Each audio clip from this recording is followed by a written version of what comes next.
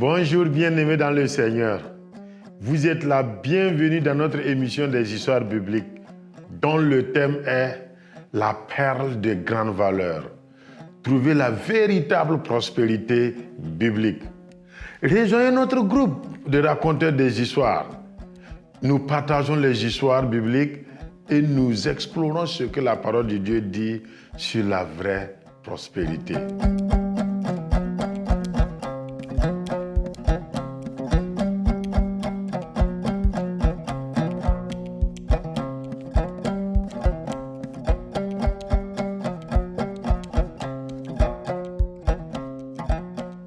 Bonjour à vous tous.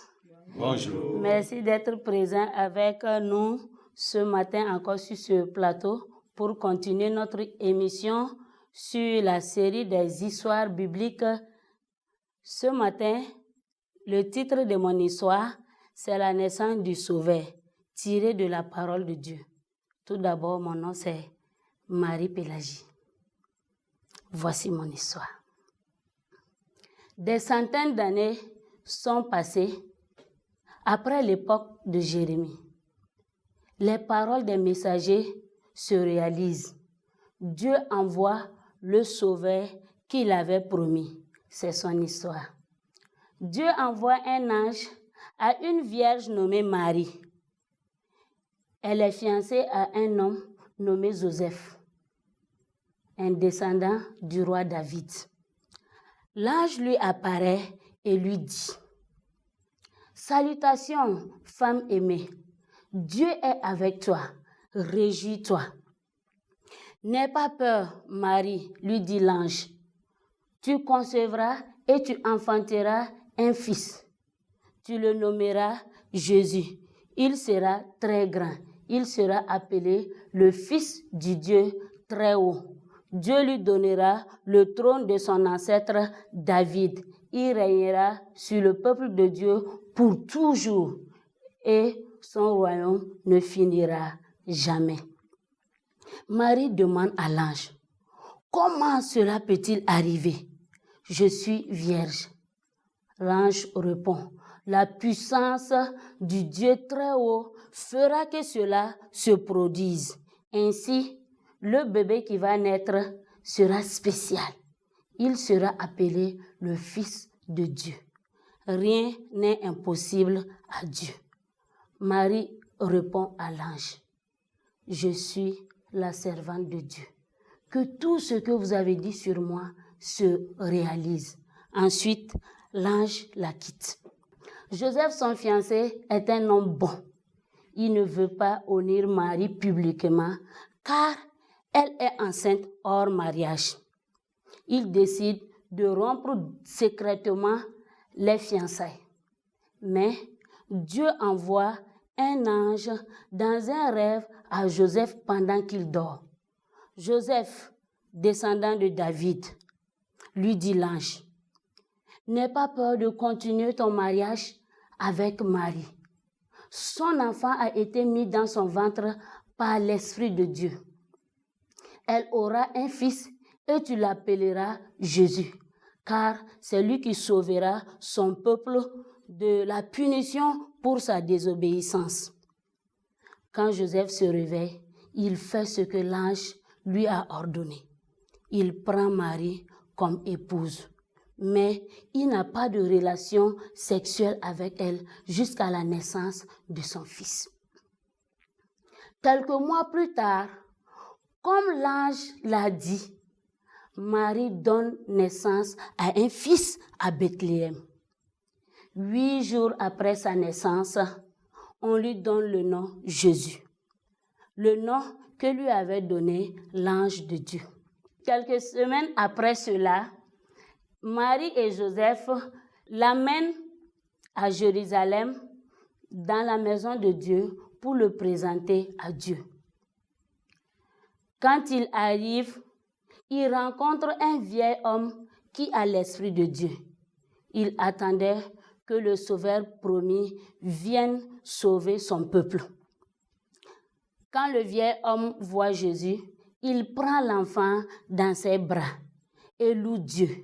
Il dit à Dieu: J'ai vu ton sauveur que tu as préparé pour tous les peuples. Il est une lumière pour révéler Dieu aux nations.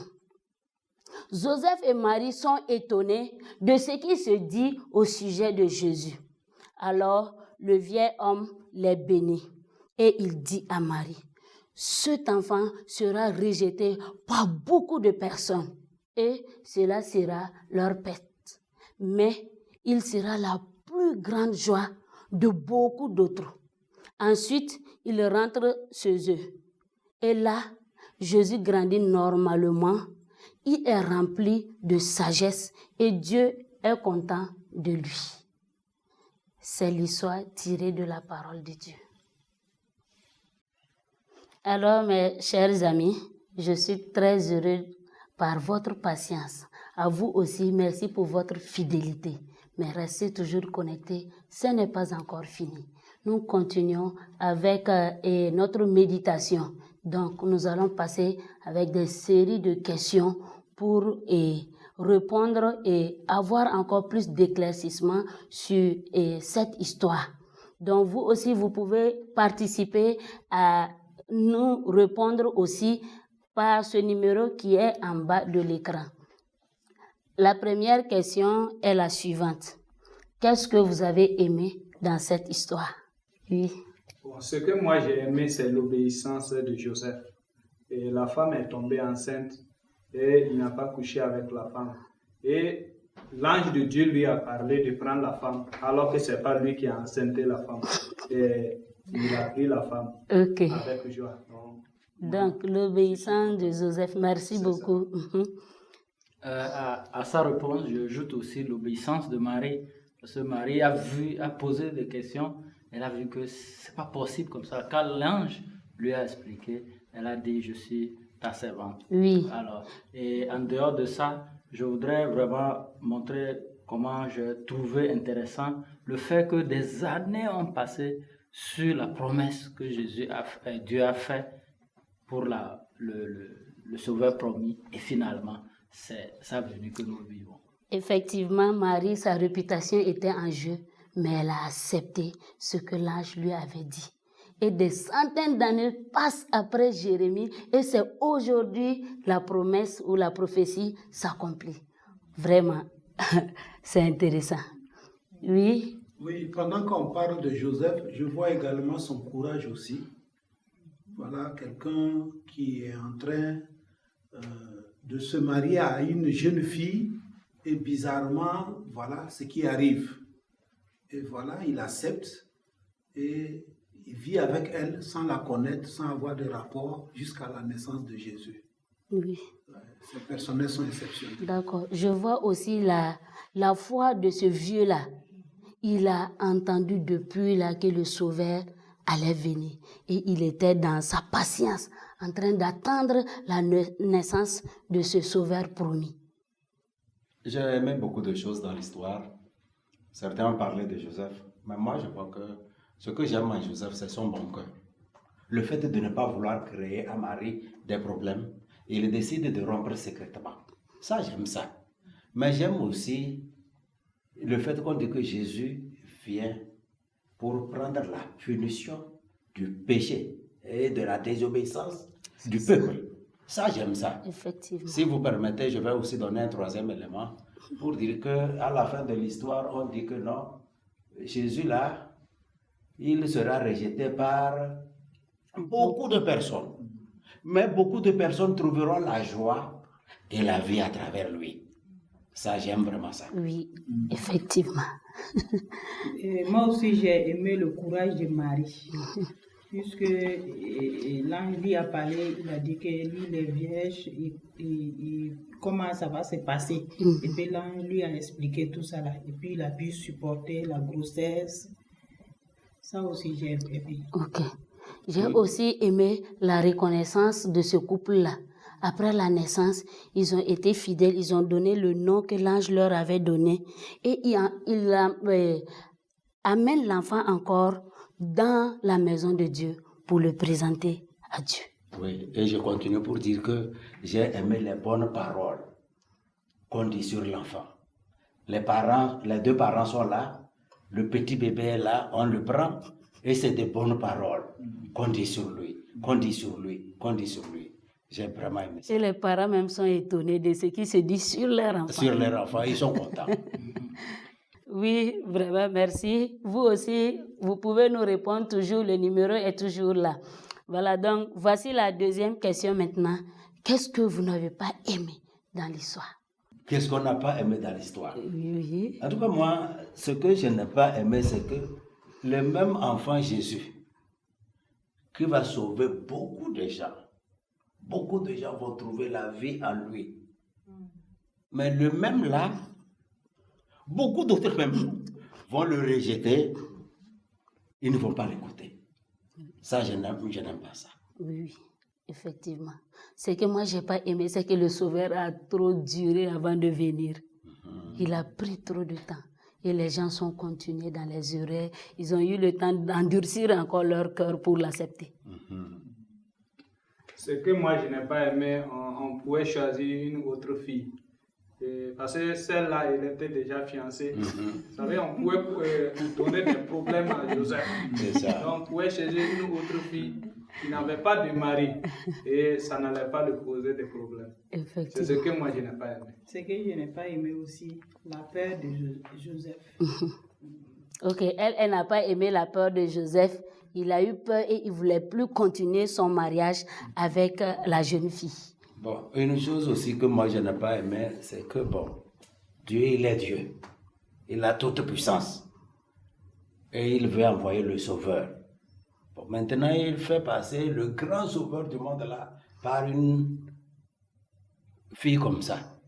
Et aujourd'hui, ça nous crée des problèmes pour pouvoir justifier sa divinité. Ou bien vous ne voyez pas ça? Oui. Ah.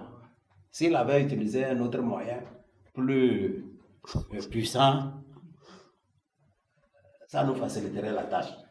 Parce qu'aujourd'hui, on est obligé d'expliquer que malgré qu'il soit né de Marie, au fait, il est le Fils de Un Dieu enfant divin. et il est Dieu. Oui. Ce que les gens maintenant ont de la difficulté à comprendre. Heureusement, vous dites que Dieu est Dieu. C'est ça. Il fait ce qu'il veut. Maintenant, qui va lui dire que mais pourquoi tu as fait ça au lieu de faire ça? C'est ça aussi Dieu. On a vu dans d'autres histoires passées que tout ce que Dieu fait est bon. Donc, c'était bon de passer par cette manière-là. Merci beaucoup. Ok. Donc, nous continuons toujours avec nos questions. Et la troisième question, quelle est la nature de Dieu ou de Jésus dans cette histoire? Jésus, moi je vois que Jésus est sauveur. Jésus est sauveur. Oui. Qui est Dieu va de soi, c'est ce on était en train de parler, pour parler de Dieu qui fait ce qu'il veut. L'univers entier, c'est lui qui a créé, c'est lui qui nous a créés, il fait ce qu'il veut. Ok. Donc, nous voyons aussi la puissance de Dieu ici. L'ange dit à Marie, faut même pas t'inquiéter de ta virginité. Elle ne sera pas touchée. C'est la puissance du Très-Haut qui fera que l'enfant sera dans ton ventre. Donc Dieu est puissant. Je vois autre chose sur la nature de Dieu. Dieu est fidèle. Tu es fidèle. Et Dieu veille sur chacune de ses paroles. Et elle s'accomplit. Tout ce qu'il dit. Exactement. Vous voyez, il a promis que non, il va envoyer un sauveur. Mais il n'a pas dit, il n'a pas dit que le sauveur viendra de partout. Il a dit que non, il sera un fils de David. Vous comprenez? Et c'est pourquoi ça tombe sur la fiancée de Joseph. Et ce que Dieu avait dit des siècles auparavant s'accomplit exactement. Donc Dieu veille sur sa parole. Et elle s'accomplit toujours. Ça. Dieu est bon aussi. Dieu est bon. Oui, Dieu veut le salut de tous les peuples. Voilà. Et c'est d'ailleurs pourquoi il a voulu que Jésus vienne. Ok. Oui, j'ai une idée, mais je ne sais pas comment l'exprimer. C'est que Dieu, qui est aimé, adoré et qui sauve beaucoup de gens, le même Dieu est haï et rejeté par d'autres. Je ne sais pas si vous voyez ça dans l'histoire. Et moi, je vois aussi l'humilité de Dieu ici, qui vient, un Dieu fort, grand et puissant, qui passe par une femme. pour venir Ça, c'est sauver l'humanité. Ça, c'est vrai. Et Dieu aussi pardonne. Le Sauveur est venu pour rétablir la relation entre Dieu et les hommes. Merci beaucoup. Voilà. Ok, merci. Et maintenant, quelle est la nature de l'homme dans l'histoire? Je peux dire que l'homme est pécheur. L'homme est pécheur, Voilà pourquoi effectivement. Jésus est venu C'est pour ça. nous sauver. Oui, l'homme est pécheur. Ah, l'homme est incrédule. L'homme est incrédule. Malgré que le Sauveur va venir, d'autres vont le haïr et le rejeter. Effectivement. L'homme pose des questions pertinentes. C'est le cas de Marie. Il dit, comment ça peut être possible? Oui, Je comment? suis vierge. Ok. L'homme a peur. L'homme a peur. Oui, l'homme a peur. Dans d'autres cas aussi, on voit que l'homme est patient. Depuis des siècles, on a annoncé la naissance de ses sauveurs. Et l'homme est toujours dans l'attente. Oui, l'homme est patient, effectivement. D'accord, merci beaucoup. L'homme est aussi incompréhensible et imprévisible. Le Sauveur a été promis, il vient, mais d'autres le Le rejettent. rejette. D'accord. Vous aussi, chers téléspectateurs, n'attendez pas, envoyez-nous vos réponses. Si vous aviez des questions, envoyez-nous vos questions. Nous serons contents de vous répondre. Merci. On continue. Quelle est la leçon que nous pouvons tirer dans cette histoire? Ok, la leçon que je vais tirer, ou que je tire lorsque l'histoire passait, c'est de faire confiance à Dieu, étant donné qu'il est fidèle. Et s'il fait des promesses, ces promesses s'accomplissent. Je dois vraiment lui faire confiance, rester fidèle à lui. Faire confiance à Dieu et rester fidèle. Oui. Je dois croire à la divinité de Dieu. Ok, merci. Jésus. Je ferai confiance en la parole de Dieu. Si. Croire de tout mon cœur.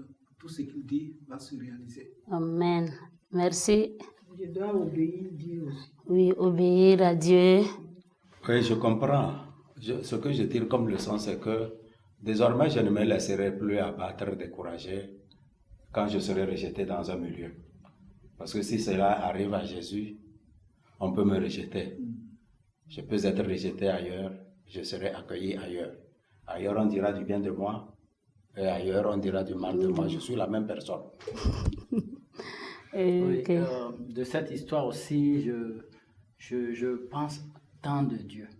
Au temps de Dieu. Vous voyez, Dieu fait toutes choses en son temps. Vous voyez, nous disions, mais ça a pris du temps, depuis la promesse avec Jérémie jusqu'à maintenant. Mais le temps de Dieu, lorsqu'il arrive, il est arrivé. Donc, je dois apprendre à attendre le temps de Dieu. Ok. Moi aussi, la leçon que je tire pour moi, je serai comme Marie. Elle a accepté, elle voyait les enjeux face à la polémique qui se tournait autour d'elle. Elle qui n'a pas connu d'homme, elle qui est fiancée, qu'est-ce que les gens vont penser de moi? Quand l'ange lui a apporté le message, je suis vierge, je ne connais pas d'homme, mon fiancé est là, on ne se connaît même pas. Et maintenant, je vais sortir avec un gros ventre. Qu'est-ce que le peuple dira même? Marie n'a pas regardé à tout cela. Elle a laissé les gens avec leurs pensées et elle a accepté le message de Dieu. Depuis que nous avons commencé la série jusqu'à maintenant, on se rend compte que tout ce que Dieu dit s'accomplit. Si je vois donc beaucoup de ces promesses-là s'accomplir, ce que le reste qui n'est pas encore accompli, c'est que ça va s'accomplir. Comme il a dit, ça ne va pas passer autre. Merci beaucoup. Ok. Merci à vous. Nous continuons toujours. Qu'est-ce que nous pouvons faire pour retenir cette histoire? Bon, la meilleure façon de faire, c'est de la raconter, raconter et raconter. Ok, vous êtes d'accord que c'est la meilleure façon de garder l'histoire? Oui. Ok, vous aussi, chers téléspectateurs, si vous êtes d'accord avec nous que c'est la seule façon de retenir cette histoire, nous allons tous la répéter ensemble. Alors, allons-y, nous allons la raconter. Merci beaucoup. Maintenant que vous avez décidé de raconter, à qui vous pensez raconter cette belle histoire? À Geneva. Je vais raconter cette histoire à une directrice d'école. C'est une histoire de femme. Elle va vraiment aimer ça. Ok. Oui, Je vais raconter l'histoire à une maîtresse qui s'appelle Ami. ami. D'accord. Je vais raconter cette histoire à un ami qui ne croit pas encore, donc il s'appelle Kodjo. Je vais lui raconter cette histoire. Ok. J'encadre un groupe de femmes, je vais leur raconter cette histoire. Ok. Moi, je vais raconter l'histoire à une copine. Elle s'appelle Kadi. D'accord. Je suis vraiment heureuse de vous avoir à mes côtés tout ce temps pour animer cette émission. Soyez renouvelés, soyez fortifiés. Et vous aussi, je vous remercie pour votre patience. Ce n'est pas encore fini. On se donne rendez-vous à très prochainement. À vous qui avez suivi cette émission avec nous, nous vous disons vraiment merci. Merci d'avoir participé à cette émission aujourd'hui, dont le thème était la perle de grande valeur, trouver la véritable prospérité biblique. Quelle vérité Dieu vous a révélée à travers cette histoire? Veuillez les partager avec nous à travers les numéros qui s'affichent sur le bas de l'écran. Nous espérons que vous avez beaucoup aimé ces histoires et que vous serez à la prochaine encore pour écouter beaucoup d'autres histoires.